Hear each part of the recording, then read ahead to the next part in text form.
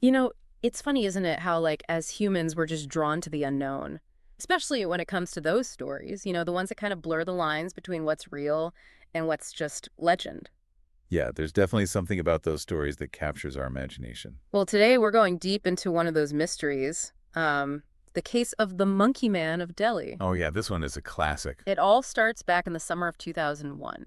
A scorching Delhi summer. Right, exactly, when, like, these whispers of this strange creature stalking the night started spreading through the city. Yeah. And what really sets this case apart is that it goes beyond your typical monster story. Like this isn't just some shadowy figure lurking in the alleys. The descriptions of this monkey man, they're so bizarre, they're so varied.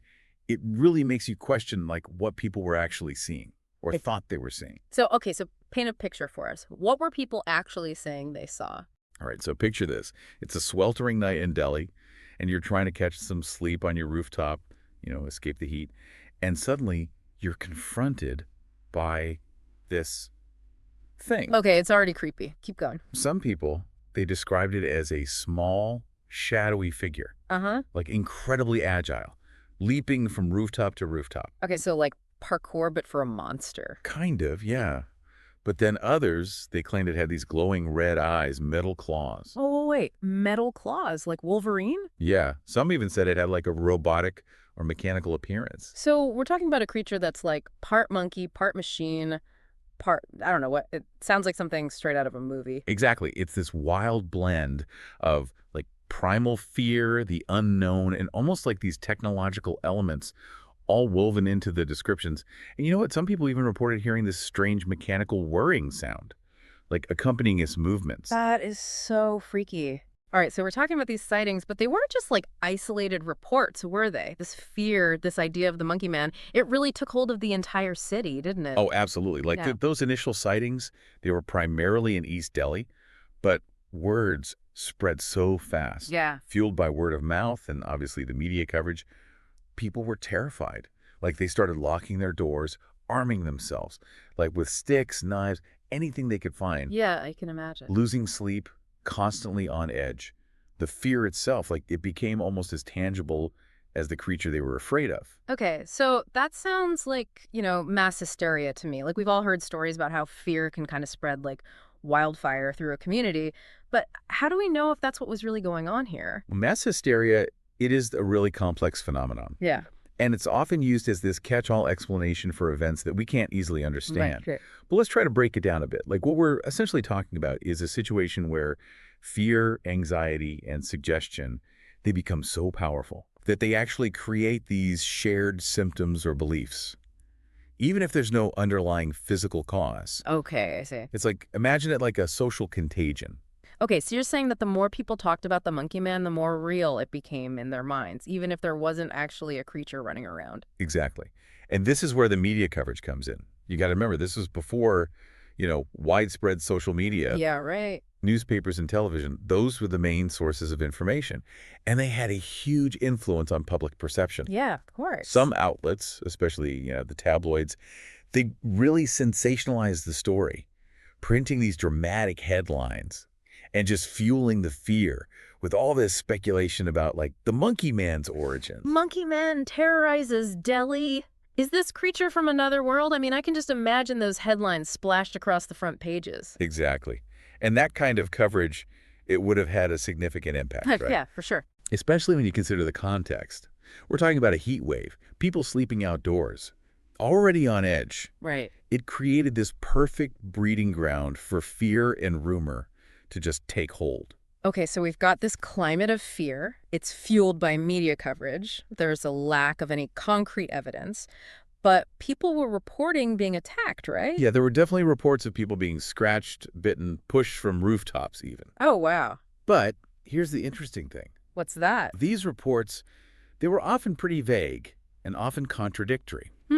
Okay, so how do we reconcile those claims of attacks with the lack of physical evidence? Did the police ever find anything at all that could actually prove the monkey man's existence? That's the thing, and it's really perplexing. Despite the widespread fear, the numerous reported attacks, the police never found any concrete evidence. Really? No. No footprints, No fur, no droppings, no clear photographs, no video footage. Nothing that could definitively confirm or deny the existence of this creature. So, if there's no evidence, does that mean that the monkey man was all just in people's heads? Like, was it all just mass delusion? Well, not necessarily. There are other possibilities to consider, other pieces of this puzzle. We got to examine them before jumping to any conclusions. Okay, so this is where things start to get really intriguing. We've got this mystery on our hands. We've got a city gripped by fear, but no clear answers.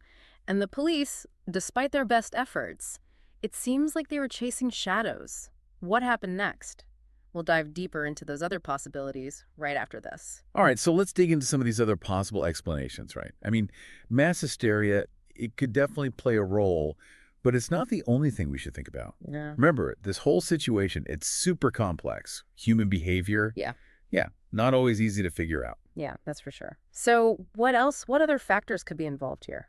Well, for starters, we can't forget about the power of suggestion, right? Like, our minds, they're incredibly susceptible to influence, especially when we're already feeling, anxious or scared. Okay, so you're saying, like, if people are constantly hearing these stories about a creature with glowing eyes and metal claws, they might actually start to see those things, even if they're not really there. Exactly. It's kind of like when you watch a scary movie and then suddenly like every little creak and groan in your house sounds like footsteps coming closer, you Yeah. know? Oh, yeah, totally. I hate that.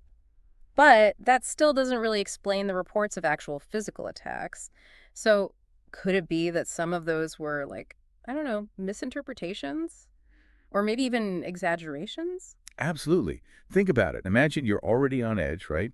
It's the middle of the night, you're half asleep on your rooftop, and then you hear something. Or, you feel something brush up against you. In that kind of state, in that heightened anxiety, it's easy to see how just a normal encounter with like a stray animal could be perceived as an attack by the monkey man. You're saying that, like, maybe people were mistaking ordinary animals, maybe stray dogs or even monkeys, for this mysterious creature. Yeah, it's definitely possible. I mean, Delhi, it has a huge population of rhesus macaques, those Hmm. monkeys. Oh, And they can be pretty mischievous and sometimes aggressive too, actually. yeah. Wouldn't be a stretch at all to think that some encounters with them, especially at night, could be easily misconstrued and, just kind of become part of this whole monkey man story that was building up. So we've got the power of suggestion, we've got the possibility of misinterpretations, and then, of course, we can't rule out those good old-fashioned pranks. I mean, could it be that some people were, like, intentionally taking advantage of the situation? Maybe dressing up and causing a ruckus? That's definitely another angle we got to think Right. about. Just picture it. You got a city that's completely freaked out. Everyone's looking over their shoulders, searching for this monkey man. I mean, a couple of teenagers, they're bored, looking for a thrill.